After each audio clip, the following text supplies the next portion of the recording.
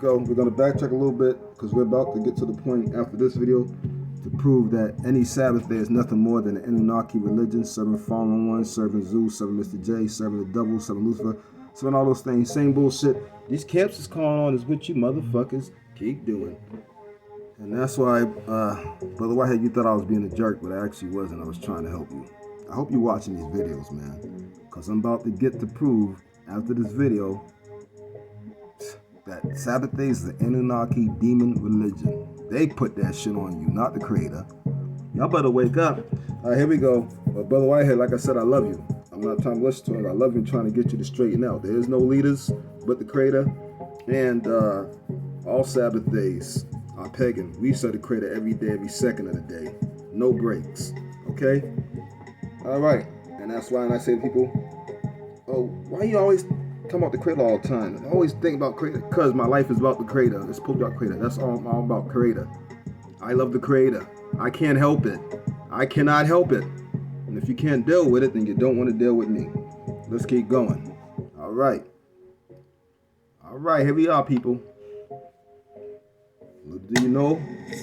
Hello, my dear friends. How are you? I'm Mari Thurger, and today I'm going to talk about the origins of the names of the week.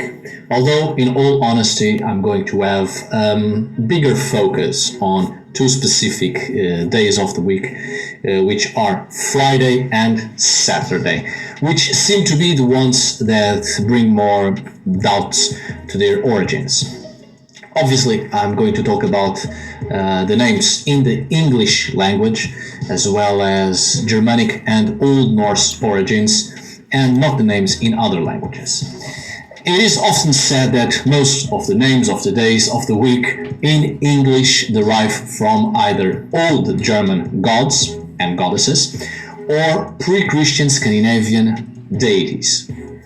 The usual names, such as Tuesday, for instance, let's start from there, supposedly derived from Tyr, which isn't actually specifically or originally from the Norse god Tyr, but the name Tuesday in Latin was Dies Martis, dedicated to the god Mars, god of war, which was equated with the continental Germanic god Thiwas, or the other way around, Thiwas with Mars.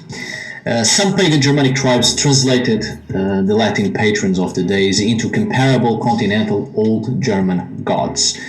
Dies Martis was understood to be Zeestag, the day of Zeus, from the Proto-Germanic god Thiwas, with the same etymological root as the Greek god Zeus, and in Scandinavia became Tyrstag, the equivalent to the Germanic god Thiwas, Theo, Zeo, Zeus, and so on and so forth. I'll put a note down here concerning this. The cultural phenomenon of naming the days of the week was introduced by the Romans into continental Germanic territories, as we shall see further ahead. So, Mars was equated with Thiwas, or the other way around, Thiwas with Mars. And that's the origins of Tuesday. From Thiwas, which in Old English the day was called Tuesday, which gave origins to Tuesday.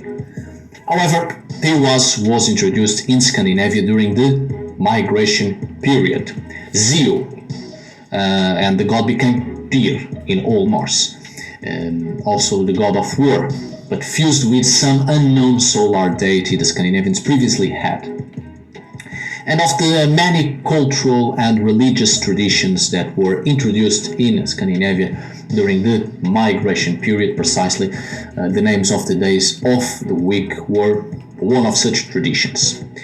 And that's when the Scandinavians started to also have a specific name for Tuesday, and dedicated to Tyr.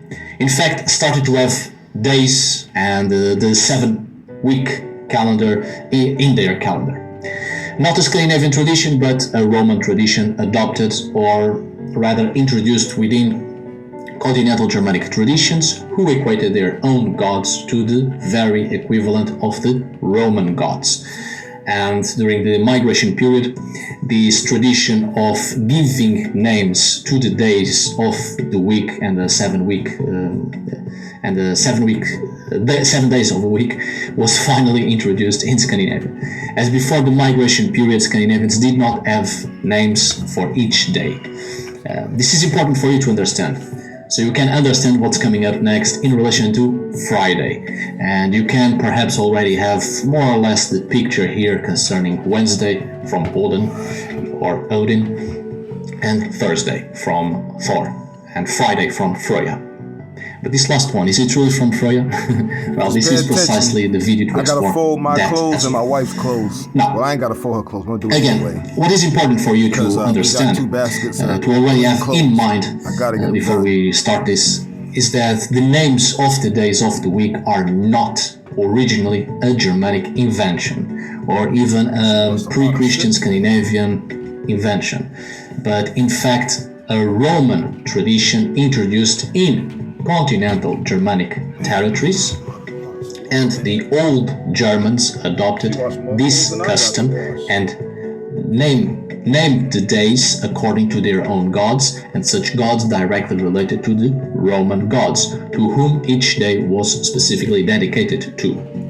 I've already given you the example of Tuesday, and before we start, just 2 other examples.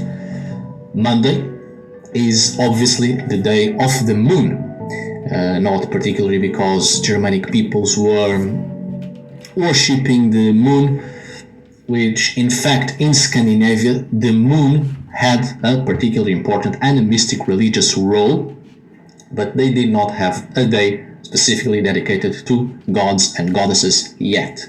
So they simply did not decide to name this day specifically Monday in honor to their deity of the moon, but because Monday comes from the Roman day of Dies. And I want y'all to think about this. That sun you have is not our sun. We ain't seen our sun since we got conquered.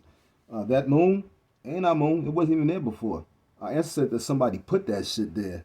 It was only light and day 24/7. There was no darkness. There was no winter. I want you to think about that.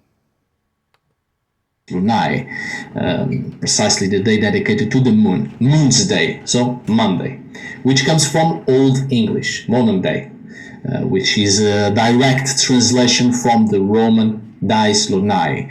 And the same thing precisely happens with Sunday, the day of the sun, from Old English Sunnunday, which is a direct translation from the Latin name of this day, which was Dies Solis, Sun's Day, the day of the sun.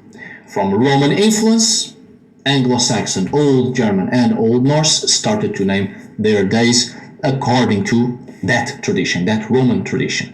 And Monday and Sunday continue to be associated with the moon and the sun, respectively. The names sun and moon